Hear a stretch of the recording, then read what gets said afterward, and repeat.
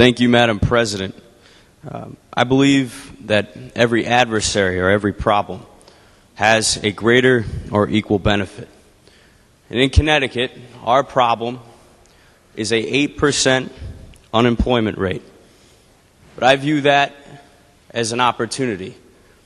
Any time in the course of history that there has been a great rate of unemployment, entrepreneurship and small business has fueled the engine of the American economy to solve that problem.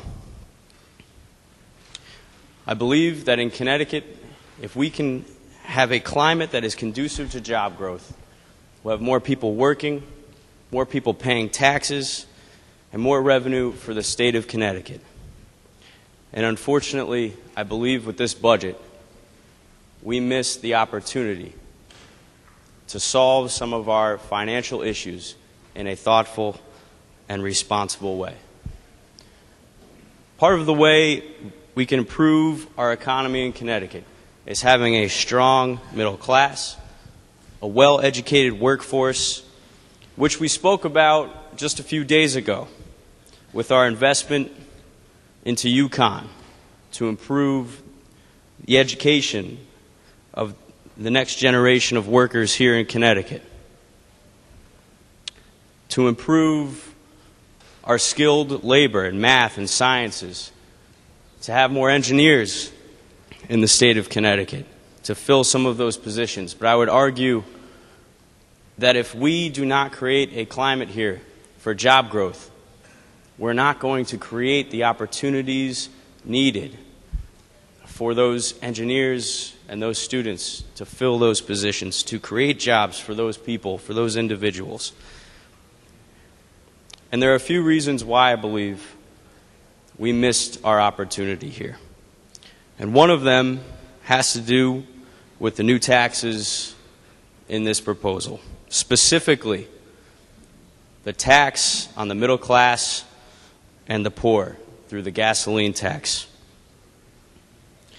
I believe that this gasoline tax, which is scheduled for 28 days, is the highest in state history and is nickel and diming our right to self-reliance in Connecticut.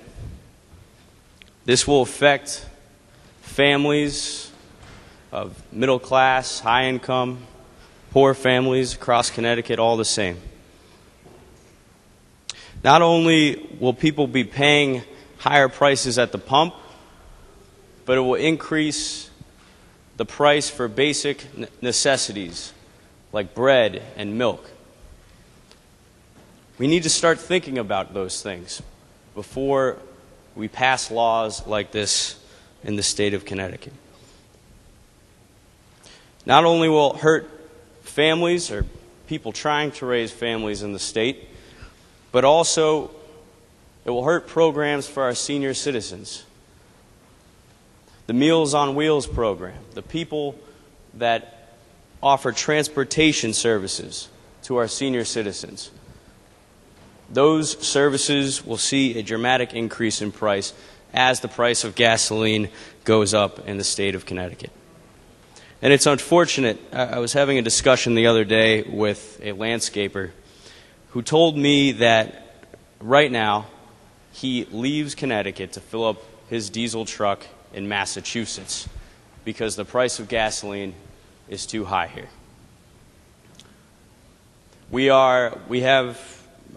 There is an effort in the state of Connecticut by businesses to redevelop the rest stops at the highways. There are small businesses across many towns that own gasoline stations where people can stop and fuel up their tanks. But why would someone stop here in Connecticut if the price of gasoline is cheaper in all of our bordering states? So I have a huge issue with the gasoline tax, and I've worked very hard in my district to let people know that this tax is going up on July 1st and that there's an opportunity to let their voices be heard. So over 600 people in my district have signed a petition to let the legislature and the governor know that they do not want to see the price of gasoline increase at the pump. Another issue I have with this budget is what I believe to be another tax on the middle class.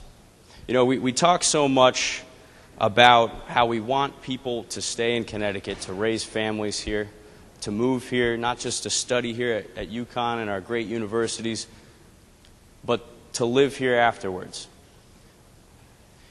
If so, then why did we tack on to this bill a $110 fee to recording a mortgage? Something very basic.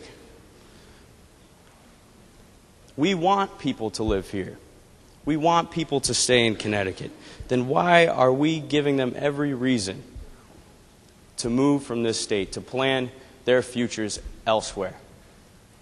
This is a perfect example of nickel and diming our constituency in the state of Connecticut. I oppose the mortgage fee increase that is hidden in this budget. Another concern I have is the message that we are sending to our business owners in the state of Connecticut. 2 years ago, businesses took part of a shared sacrifice program. The idea that we would all collaborate to solve some of the budget issues in the state of Connecticut. And some of these businesses had a handshake agreement with the governor and the legislature that taxes would be sunset in 2 years. Unfortunately, under this new budget, it did not live up to its word. And businesses tell me, they say, Senator, it's hard for me to leave the United States of America, but it's easy for me to pack my bags and leave Connecticut. And if we continue to make mistakes like this, if we continue to pass the same policies that have created all of our budget problems in the first place, more and more businesses are going to leave Connecticut.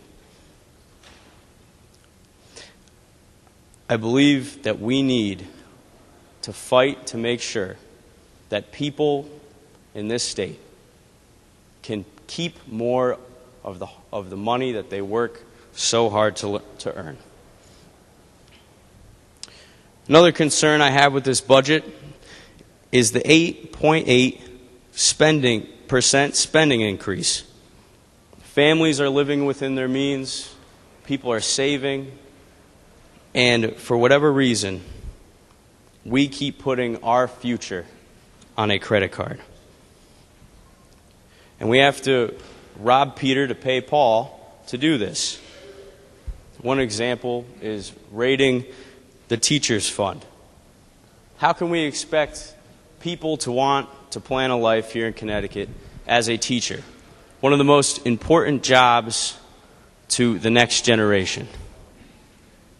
If they see that the legislature has to balance their budget by raiding the retired teachers' fund. Goes back to a very basic principle that I believe we need to live by, and that's spend only what you make. Another reason why I oppose this budget is because the amount of debt we will be taking on. And debt can be a good thing.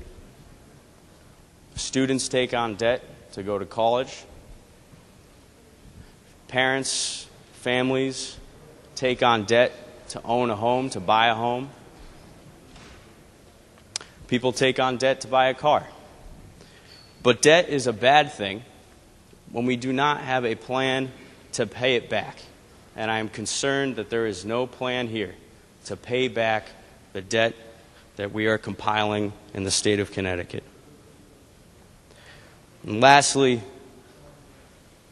this has been my first session in the state legislature, and it's been an honor to serve and represent the 33rd District in the Senate.